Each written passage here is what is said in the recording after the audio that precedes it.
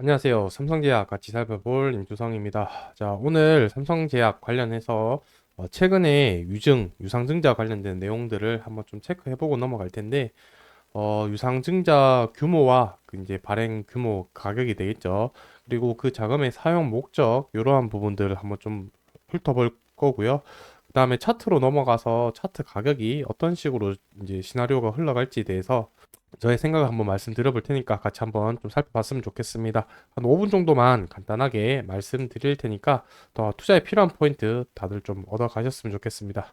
먼저 자금 조달 내용에 관해서 좀 살펴보자면은 주주 배정으로 해서 그 유상증자를 했죠. 그러다 보니까 아무래도 주가 가격이 개파락을 하면서 좀 주가 변동이 있었었는데 그 발행 가격이 얼마 정도 됐냐면은 이제 한 406억 원 정도, 406억 억 정도 발행을 했었고 이 발행 가격이 이제 1,500원 이제 좀 이 가격을 좀 기억을 해 주셨으면 좋겠습니다. 이따 차트 볼 때 다시 한번 또 얘기를 할 테니까.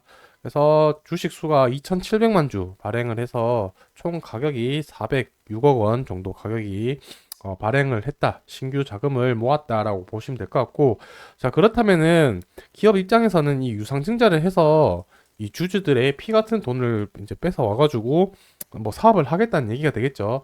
그래서 운영 자금으로 해서 돈을 쓰겠다는 건데 이 운영 자금 이 가지고 어디에 쓸 건지 내용을 또 하나씩 또 살펴보도록 하겠습니다. 자, 운영 자금의 용도를 한번 좀 살펴보자면은 이제 연구개발비, 임상시험과 관련된 연구개발비를 327억 원 정도 사용을 할 거고, 그 다음에 인건비 부분이 30억, 그 다음에 판관비로 해서 48억 원 정도 사용을 해서 총 406억 원 사용을 한다는 건데, 이 유상증자를 하게 되면은 이 자금의 목적과 우선순위에 이제 나누어서 정리를 하게 되는데 이 우선순위가 결국에 무엇이냐면은 어, 이 정도 금액의 규모를 가지고 유상증자를 해서 돈을 어떻게 쓰겠다라고 이제 공시를 하고 나서 이제 청약을 해서 돈을 모을 텐데 그 청약이 100%안 들어올 수 있으니까 그래서 돈이 부족하게 됐었을 때 이 우선순위로 이용해서 자금을 사용을 하겠다라는 목적으로 해서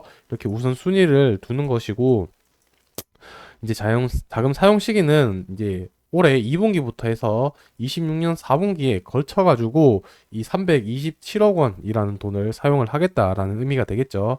그리고 28년도까지 이제 관련 인건비 그러니까 뭐 관련된 재직자들이라든지 아니면 임상 시험을 이제 해야 되는 그 비용 지불 이런 부분들이 될 거고 나머지는 판관비라고 보시면 되겠습니다. 그래서 임상 시험과 관련된 연구 개발 비용이 전체 유상증자 금액의 80% 정도 사용을 한다라고 보시면 되겠습니다. 자, 이게 이제 자금의 사용 목적이라고 좀 보시면 될 텐데, 여기서 지금 보시게 되면은 요 금액 총 아까 사용을 하겠다는 327억 원 전체 금액이고, 각 연도 분기마다 돈을 어떻게 쓰겠다라고 이렇게 정확하게 공시를 해놨습니다.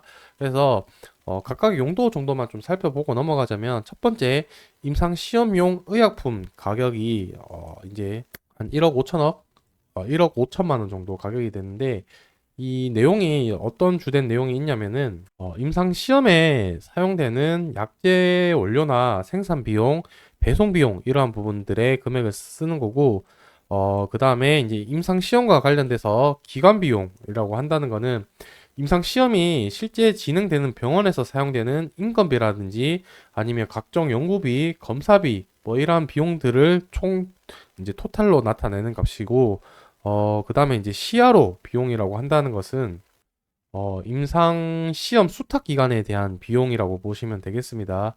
그러니까 임상 시험을 이제 진행해주는 대행해주는 그쪽에다가 이제 돈을 맡긴 비용이라고 생각을 해주시면 좋을 것 같고 벤더 비용이라는 거는 약물에 관련해서 약물 보관, 배송 그리고 각종 검사 이러한 부분들의 비용이라고 보시면 되겠습니다. 그래서 전반적으로 전체적으로 돈 금액을 이런 식으로 이제 좀 사용을 하겠다라고 보시면 될 것 같고 뭐 이제 뭐 이 정도로만 하면은 유상증자 관련해서 자금 용도라든지 자금 목적 이런 부분들은 충분히 설명을 좀 드린 것 같습니다. 그래서 이제 차트로 넘어가서 차트를 좀 보고 마무리를 하도록 할게요. 주가가 이렇게 좀 길게 보면은 16,000원까지 갔던 게 지금 1,800원까지 가격이 내려왔죠. 그래서 요 시점으로 좀 본다면은 최근에 이제 유상증자 관련해서 가격이 갭 하락을 했었고, 아까 제가 발행 가격이 1,500원을 좀 기억을 해 달라고 했었는데, 지금 현재 주가가 1,800원 정도 되니까 이 공모에 참여하신 분들이라고 한다면은 뭐 청약 받은 거에 가지고만 좀 봤을 때는 한 20% 수익을 내고 있는 상태다라고 봐주시면 좋겠습니다. 그래서 청약 비율이라든지 이런 거에 따라서 청약 받을 수 있는 개수가 한정되어 있긴 하지만 이 청약 받은 비율에 비해서 가지고 생각을 한다면 이제 전체적으로 기존에 가지고 있던 종목이랑 합치면은 평단가가 내려가는 그런 효과가 있겠죠. 그래서 유상증자를 하고 나서 이때 가격이 한 15% 정도 빠졌었고, 아무래도 주가가 많이 빠져가는 상태이기 때문에 이 1차적으로는 이 지금 갭을 메꾸는 게 1차적인 목표가 되지 않겠냐라고 생각이 들고 있습니다. 근데 단기적으로는 바로 이렇게 갭을 메꾸러 갈 가능성은 좀 낮아 보이고 한 두세 달 정도는 횡보를 하는 그런 흐름을 보이지 않을까라고 생각이 들긴 하는데, 그거는 뭐 이제 상황이나 이런 부분들이 다르기 때문에 그 부분은 계속해서 좀 관찰 추적해 봐야 될 필요가 있지 않냐 싶습니다.